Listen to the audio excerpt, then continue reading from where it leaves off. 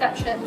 Now those adults we spotted just over a month ago for the first time since May, because in the winter time they go down into a state of what we call torpor, which is very similar to hibernation. They can slow their body rates right down and lower their body temperatures much lower than many other reptiles around the world. They are so robust with temperature, they've managed to survive the Ice Age. They've been around as a species for 235 million years, and they remain incredibly unchanged in all of that time. Nothing on this entire planet today is even closely related to Titus here, or her species. You may think she looks very much like a lizard. She's not even part of that order. The reptile family is split into 4, and the Tuatara occupy one of those groups all on their own because they are so incredibly unique. Despite being so robust with temperature, despite being able to survive sub-zero temperatures, they are very, very hardy reptiles. Unfortunately, they are just not surviving the introduced mammals, and were wiped out to complete extinction on the North and the South Island of New Zealand because of the earliest introduced species of rat to the mainland, the Southern Island Pacific rat, or Kiore in Māori. Those rats predated so heavily on the eggs and the young of our Tuatara that they just couldn't keep up with that level of predation, hence being wiped out to extinction on the mainland. Now, what they do when they breed is they'll lay eggs underground and they'll bury those eggs. Those eggs stay underground for about 15 months, so plenty of time for those rats to find them. So unfortunately, again, they did go extinct on the mainland because of this high level of predation, but luckily we found some very stable populations on our offshore islands of New Zealand.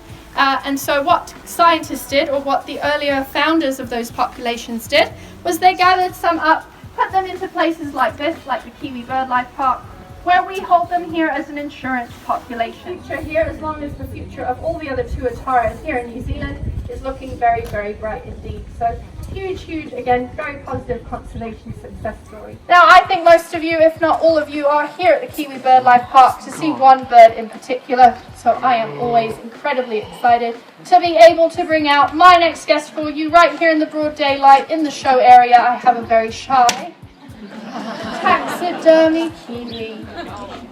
I always feel a wave of disappointment hit me from the audience. 2 things: we take part in a very strict breed for release program with them, which is awesome. So it means that we don't want them to get used to human handling. Also, they are nocturnal. If you've been into our kiwi houses today, you'll see it's very dark in there. We have to keep the lights like that, so once your eyes have adjusted, you'll be able to see them really well. If I was to bring one out here, it would just get incredibly stressed out. This taxidermy, though, just gives us a really good opportunity to see how weird and wonderful these birds really are. Incredibly strong legs. Those legs take up 1/3 of their entire body weight when they're fully grown. Their bills are their best foraging tool. We think they have the second best sense of smell of any bird in the world. And they're the only bird in the whole world to have their nostrils at the very tip rather than at the base. Now, their eyesight is quite poor, but they do have very good hearing. And also these modified feathers here at the front, they look a lot like whiskers. Helps them navigate around in the dark. Because they don't fly, they haven't had to develop or evolve rigid feathers for flight. Their feathers have lots of layers to them, makes it look a little bit more like fur. Despite the fact they don't fly though, they still have these tiny little wings on each side of their body. We call those vestigial wings. It does tell us that they did evolve from flying ancestors. Now, out of all kiwi features, and you may agree with me, the most amazing thing I think about them is probably the egg-to-body ratio. It is absolutely massive. This egg can take up to 20% of mum's entire body weight when it's fully developed. This is an exact replica, same size and weight. Pass it around, have a feel, maybe have some sympathy for her poor mama kiwi. And if you don't believe me by just holding on to the egg, I do have an x-ray here of a female 2 days before she laid her egg. I'll let that sink in for just a moment. I'm sure I don't need to point out where the egg is. It is huge. Actually, even 2 days before laying the egg, mum can't even fit food in her stomach anymore. She just completely stops eating. I think, therefore, it's pretty fair enough. Once mum has laid the egg, she gets a bit of a holiday, a bit of a vacation. It's Dad's job to take over, and he will do all of the incubating. So he will sit on that egg, keep it nice and warm for up to 78 to 90 days.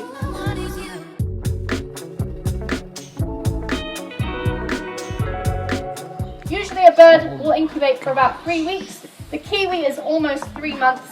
All of that time and energy invested has one very important benefit. Once that chick hatches, it is what we call precocial, which means there is very little parental care involved. That chick can actually feed itself just even after a couple of hours of hatching. After a couple of weeks, usually wanders off on its own to find its own territory. If that doesn't happen, mum and dad just chase it away for good. Pretty great parenting method. I can see some parents in the audience nodding there. No staying at home for 30 years. That chick goes out there into the big wide world very, very early on, which worked out really well for millions and millions of years through their evolution, just not working out anymore because of those introduced mammals. So now we have things like this little guy, another beautiful taxidermy for you today, a European stoat introduced to New Zealand to control rabbits, rabbits introduced to control weeds, bit of a trend here. The stoat is now unfortunately the biggest predator for very young Kiwi chicks and will also predate on their eggs as well. Now we have 3 main pest species here in New Zealand today causing the biggest declines in our wildlife. Number 1 is the rat, number 2 is the stoat, the third is the biggest of all. Any Aussies in the audience today? Any Australians? Yep, a few of you, don't be shy, welcome guy. Any guesses? It comes from your side of the ditch. Yep, there we go, the Australian brush-tailed possum. Now we have a little possum coming out to join us today. This is Havoc. We had to give him a very rotten name just to remind ourselves how much of an issue they are here because we find him pretty adorable. And he's still in training, so the goal here is for him to touch his nose on the target stick, which is the tennis ball, and he gets a treat each time. So we'll see how he goes. He's just getting used to the show area and larger audiences as well. Now, Aussies, never let anyone blame you for the possum problem. It was actually 2 Kiwi brothers that introduced them to New Zealand. Back in the 1800s, they were trying to start a fur trade. That fur trade failed at the time, but what didn't fail was the number of possums. Their populations went out of control. They absolutely exploded because nothing here in New Zealand wants to eat possums. Nothing here to naturally control their numbers. We think at the height of the problem, we had 80 million Australian brush-tailed possums running through our forests, chomping through 20,000 tons of native vegetation every single night. It doesn't stop there. Over in Australia, they're generally a vegetarian species. Here they've started predating on eggs, chicks, adult birds, and even reptiles as well, so causing huge declines, not just in our flora, but our fauna as well. Unfortunately for the possum, and I usually like to wait till Havoc's gone by this point because he doesn't like me saying these words too many times. Just so you're aware, we don't hate possums here. We absolutely love working with them. They do have their own characters as well. Havoc's got a little brother called Chaos in the other cabin just behind the show area, so if they're up, definitely go and see them. But I'm sort of stalling here because I don't want to go on to the next bit whilst he's still out. Although maybe if I say these words, he will turn right around. Very classy there, thank you, Havoc. Unfortunately for the possum, a lot of trapping and eradicating has been a huge focus for them. But through this work, we think we've only just about halved their numbers. That is still 40 million too many Australian brush-tailed possums in our forests, causing absolute havoc, hence the name. He's just exploring there we go. Great time to tell you that we take the show at the pace of our animals. We never force them to do anything they don't want to do. So if they do want to go rogue, which they often do because of that positive reinforcement, he's more than welcome to explore that tree there. Actually, that is what we're aiming to get him to do later. So this is just skipping a few steps, which is awesome. Do we know if we've got, maybe do you want to just close that door and we'll just pop him in there. There we go. He's not gone home. We'll see if Lisa can get him back, but there we go. Great display for all of you today. Again, that trapping and eradicating, although it's very unfortunate that we've had to resort to it, we have to do something and we have to do it now. We think we're losing around 26 million native birds every single year, primarily because of those mammals, primarily because of the possum, and not to mention all of that flora as well, all of those native plants. So, 40 million too many possums still. We still need to do lots and lots to get rid of those as well. Aussies, if you see any on your travels, please feel free. Shove them in your suitcases, take them home. I'll put in a great word at customs for you. I'm sure that would be allowed. The other thing I'm going to ask you to do is something I never ever thought I would say. And it is just arguably the biggest, easiest thing that you guys can do to help save our wildlife whilst you're here is just go out and do some shopping.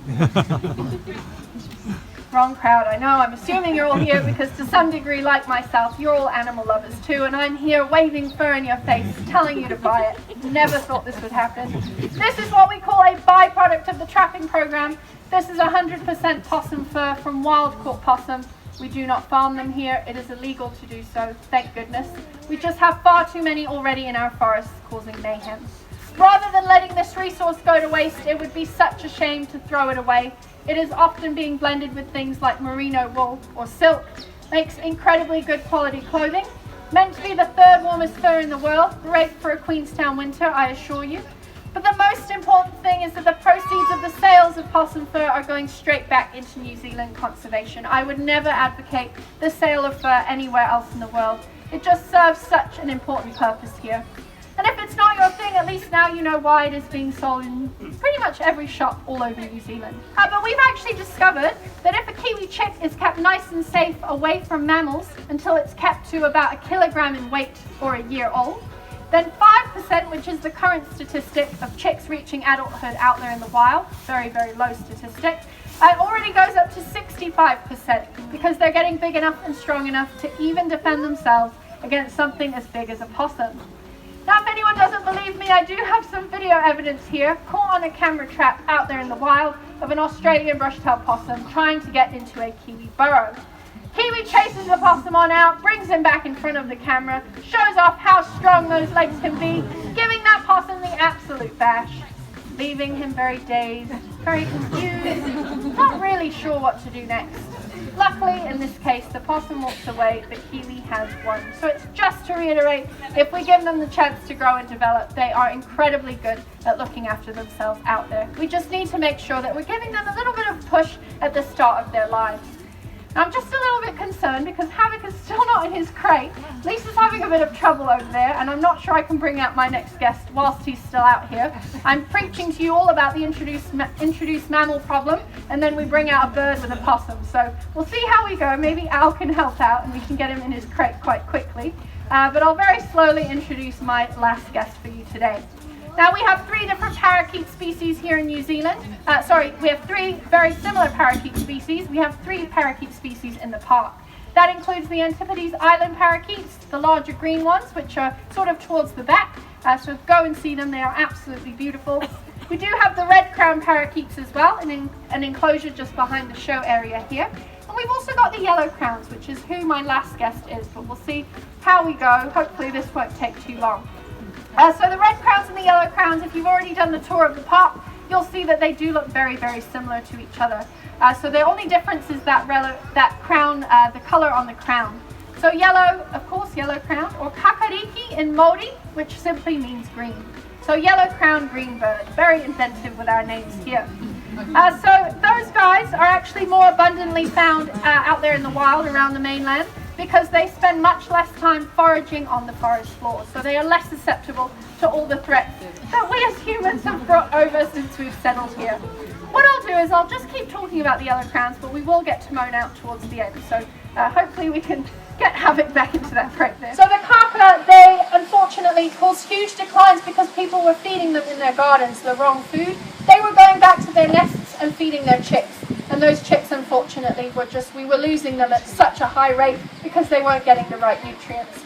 If you ever see a wild animal, please make sure you never feed it, even if you think you're trying to help. Make sure that if you do, which should be very, very rarely in very emergency situations, that you are giving it the right thing. Don't just feed it anything that you've got in your fridge. Also, don't encourage any animals into areas where there's lots of people. It's a huge issue with the Kia in particular, the world's only alpine parrot.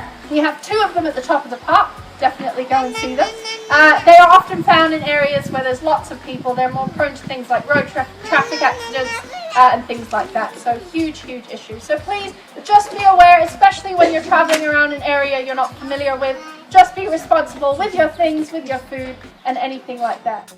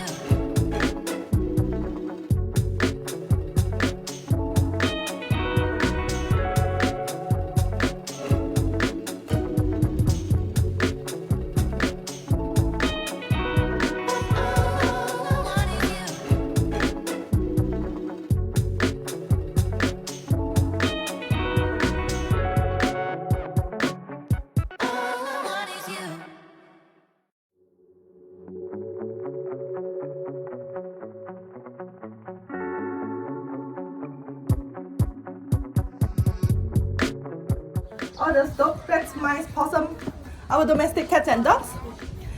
The tuatara were eaten off the mainland by the Pacific Island rats. So rats were eating the tuatara and their eggs quicker than they were reproducing. So we thought that the population from there up to 70,000 today, either living in sanctuaries like this or in predator-free offshore islands. So it's definitely a real conservation success. If you see any rats, stock, mice, anything that shouldn't be here, please let us know. If you see anything, a rat! Oh my god, there's a rat! How many have you seen? 2. 3. There's another one coming. So you guys have just passed the audience awareness test. So these 3 rats are our rat Dacians, Kim, Cloney and Chloe. They are part of the show.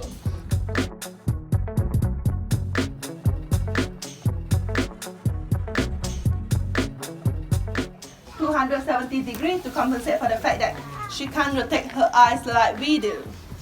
So don't be fooled by her cute looks. She has an incredible vision and she's an excellent hunter.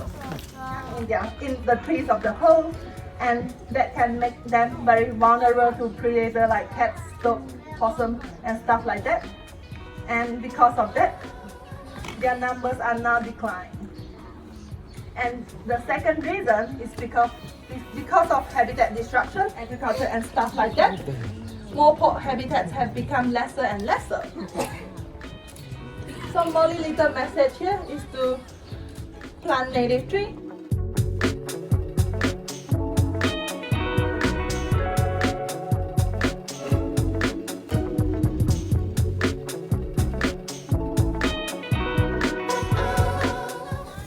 So these trees are providing perfect habitat for our native wildlife to come back and hang out.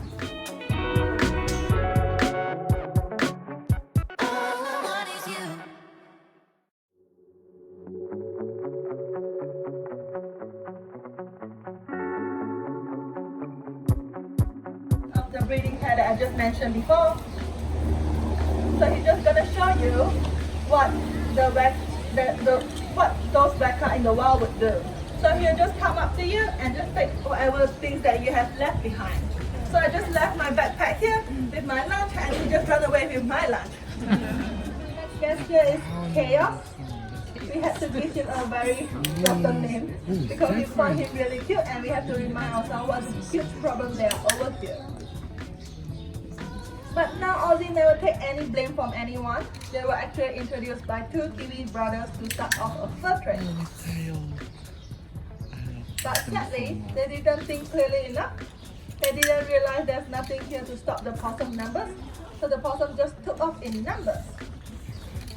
In the 90s, there were about 80 million of possums running throughout the forest, chomping about 20,000 tons of bush every single night. So they love to eat all the things that our native birds should be eating, like berries, leaves, buds, flowers. And our bush hasn't evolved in mammals, and the seeds only get dispersed by the birds, insects and the wind.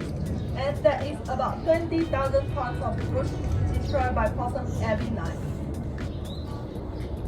So our pretty little birds are pretty much starving out there because possums get to eat all of us. And because there are so many possums, they have to look for new food sources. They have started attacking bird nests and start eating the chicks and the eggs. They have even been seen trying to take on a bird like Thea. These guys are quite big, show you how aggressive they can get over here. But we just like to mention that we don't hate possums. We certainly adore this cute little guy over here. But it's just that old story that introducing animals to the area where they don't belong, they can cause a lot of damage. And sadly, possums are. So keep in mind that 70% of natives are endemic. That means they are only found in New Zealand. So if we lost them here in New Zealand, they are gone for good. So this is a possum fur by itself. This is a possum fur blended with merino wool. Nice and warm, just pass it around. Ever advocate buying fur anywhere else in the world. But these products are byproducts from wild caught possum. We don't farm possum here. We don't have to. There are way too many of them already. So if you travel around New Zealand and you see some of these possum fur products in the souvenir shop. Just keep in mind that that's one of the ways that you can help us in our possum problem. And we also have some of these furry products up in the shop. Just please go up and have a look. Rainbow lollicking. Birds that we see every day. So Sheila here are very popular in New Zealand as a pet. As you can see why. She's very cute and beautiful. But people were not doing their research before buying them home. So soon after that, they realized a pet like Sheila can be quite loud, naughty, cheeky, like a 2-year-old toddler. They would then go online to see how long this lovely Sheila can live for, and the answer is 20 to 25 years. So they didn't realize that signing up for Sheila meant signing up to look after a toddler for the next 25 years. They were then getting bored or even annoyed. They would just open up their windows and releasing birds like Sheila into the wild. So 1990s, many relatives of Sheila were being released into the wild. So up in Auckland, which is a bit warmer, they would then form a breeding colony. So they would then outcompete our native species. Jeez. So these guys are very territorial and they don't play well with others. So in springtime, if any native were nesting in her territory, she will cross the neighborhood and then just throw whatever she finds and just completely destroy the nest. So that means less competition for Sheila and her babies. So it's a cute little trick here in the show, but sadly, the eggs of our natives are not bouncing as well and they would not hatch.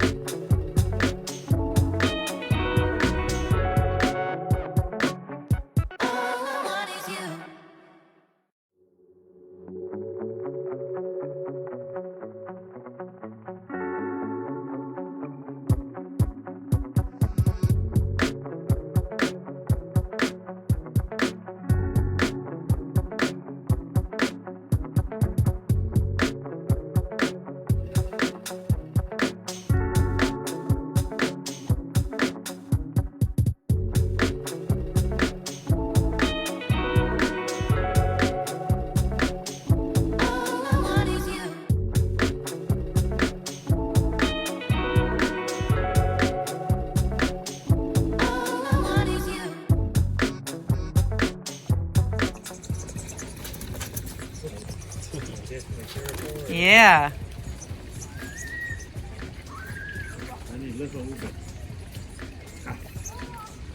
Look, it's still showing who's boss.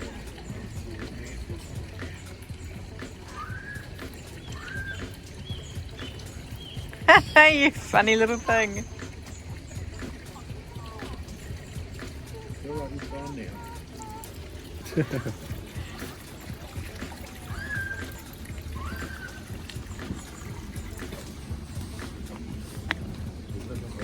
Yeah.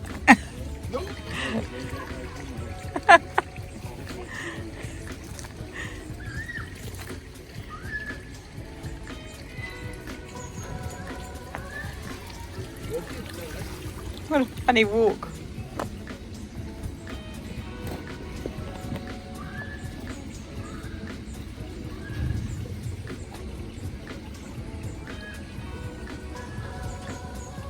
It is, you wake up after hearing it. Wow, you chase her all the way to Yep. the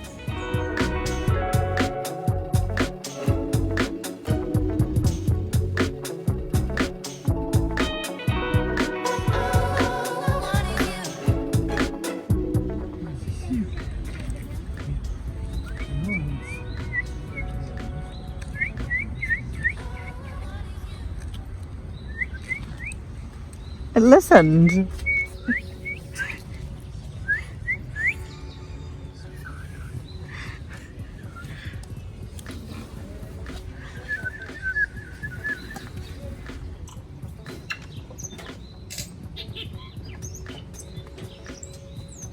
He's trying his best.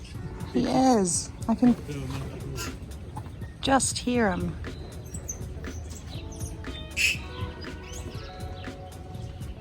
Got a cold.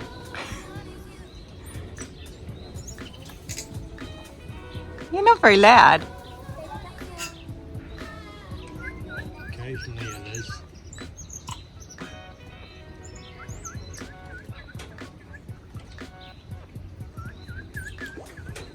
Nathan.